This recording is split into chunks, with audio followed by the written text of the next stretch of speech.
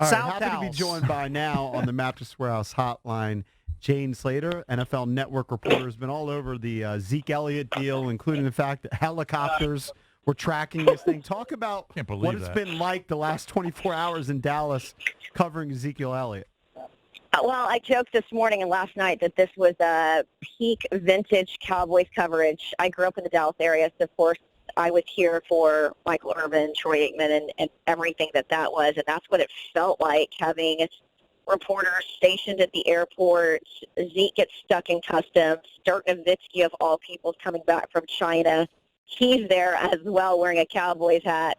Rocky walks out. Reporters swarm him, and he says, we're here to get a deal done. This shows how committed Zeke is. And, I'll tell you, just to give you to pull back the curtain a bit, this weekend was the first time they really had any meaningful talks about getting this contract done. It had been pretty meaningless throughout training camp. Of course, he was in Cabo training with a quarterback and a trainer, and Rocky Arsenault owns a place there at Diamante Resorts in Cabo. It's where Zeke went for his exile and trained during the 6-game suspension 2 seasons ago. But this weekend there was a lot of hope. There was optimism. There was structure in place. And it's my understanding on Sunday, when the Cowboys reached out to him late, the proposal that came back was nothing in line with that. Jerry, of course, then had meetings that I was told, believe it or not, from sources I had in New York that work on Wall Street. He had meetings on the books for the last month and a half. He is actually getting ready to ring the bell on the New York Stock Exchange because he's heavily invested in an energy company that just went public, and he's there to rally support from his investors. He's got $1.1 billion linked into this thing. So everyone's trying to figure out, well, why isn't Jerry here? Well, Jerry and Stephen were here this weekend to get this deal done. So Zeke shows up yesterday. There's not Jerry and Stephen here. The phone conversations continued. The Cowboys talked to him until about 10:45 last night, and it took a turn again. In other words, they were not on the same page still. And so when I reached out early this morning around 5:30 Central Time, I was told Zeke is expected at practice, and I needed clarification at that point because I said, wait a minute, there's no way he goes to practice without a deal. And I was told, we're finalizing the language, the deal's getting done, he'll be at practice. So he has, in fact, walked inside this building. They had a team meeting at 8:15 Central.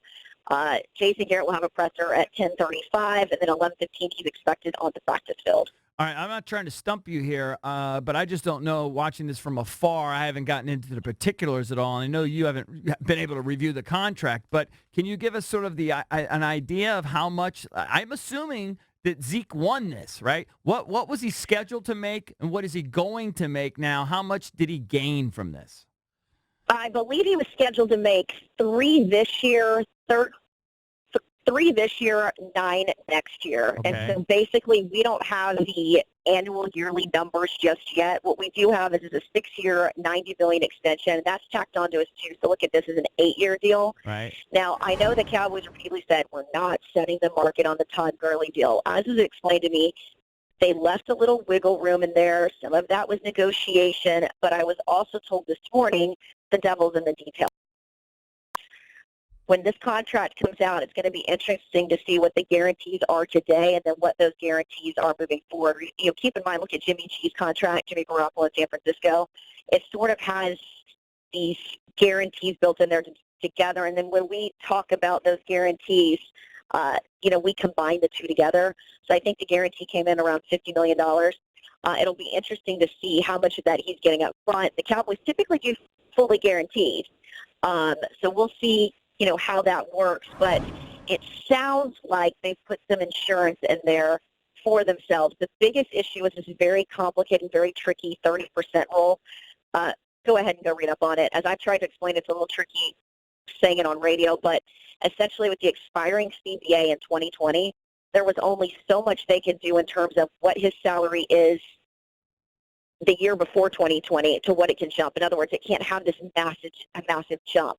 Gotcha. And so they were having a hard time explaining that to Ezekiel Elliott's side. And so there was a lot of frustration, mistrust, and it was boiled down to, look, we have to structure it this way based on this 30% rule. And that was one of the major hangups that people weren't really getting a handle on. And quite frankly, I'll be honest, even when I've had it explained to me by colleagues and people inside the building and other insiders, I still think there's a little confusion on it as well. It's complicated. Joined by Jane Slater, NFL Network reporter. Follow her on Twitter at Slater NFL. You tweeted a little over an hour ago. It sounds like the Cowboys are looking to give Zeke 20 to 25 reps on Sunday in the opener. So they're going to try to get the That's a heavy workload. return on That's the a regular investment load. early. You pay him on $90 Zeke. million, you want some production So out of it. it doesn't sound like they're going to ease him in there. Yeah, I mean, that's the expectation right now that I've reported. Of course, that can always change. But he has not practiced with this team in a team setting since June when they were last here for mandatory mini. As I said, he's been training in Cabo, and he trained in the same vein when he went through the 6-game suspension. But as I was told, it took him about a week and a half to really get into a rhythm. Now, they feel good about this kid, rookie Tony Pollard, the kid out of Memphis. In fact, I was told this is the multidimensional back that they thought he was going to be. Even the Giants, Pat Shermer, talked about him this week. Like, they were really, really high on themselves. But they still don't quite trust him in pass protection. So they have this fullback named Jameis Alawali. They'll use him as their third down blitzing back. That's a guy they feel a little bit more secure with in terms of plan right now. How do you feel about them in week 1 against the Giants?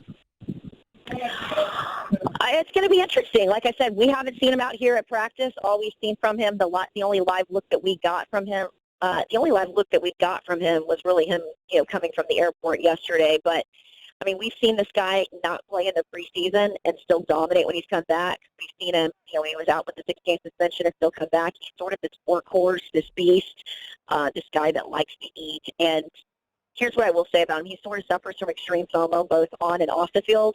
I know that he's wanted to be around his teammates. He's been in constant communication with the coaching staff as well as the players. When he touched down in Dallas, I got the sense he really wanted his team to get this deal done. He wants to be a part of this group. And this really is, having covered this team since, Dak and he came in together. I covered this team even before them. I was here for 2003, the Romo years, and Bill Parcells. I came back. I was here for Romo, DeMarco Murray, Des Bryant. This group feels truly special. This is a group that's it's gone through the, not letting their veteran compete for the job when he came back from injury. And I'm talking about Tony Romo. They dealt with, the suspension. They've dealt with the Randy Gregory twists and turns. And it just feels like they're galvanizing even behind Jason Garrett, who's playing on this, 1-year deal as a coach. All right, so what does this mean for Dak, obviously? Maybe more importantly, what does the Goff deal mean for Dak?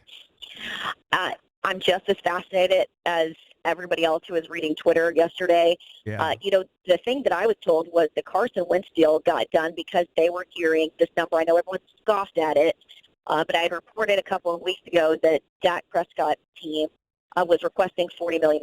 That was the annual salary they were looking for. That's what it could get to. Yeah. Now, of course, that's just an open negotiation. Right. The goal really was to sort of meet in the middle, 30, 34, 35.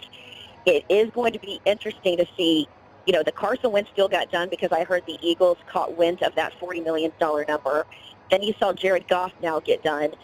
What does this mean for Dak Prescott? I think it's got to help with his leverage. Yeah.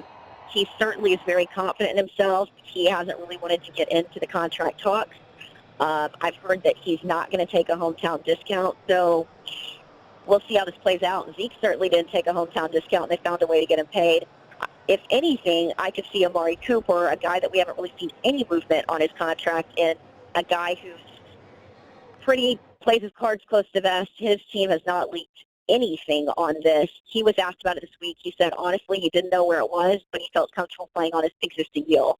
So maybe that frees up some money. I don't know. But at last check earlier this week, there hadn't been any new movement on the Dak and Amari deal, and we're just catching a breather after the Zeke stuff. I'm sure we'll start digging in on where these Dak talks are later this afternoon and this week.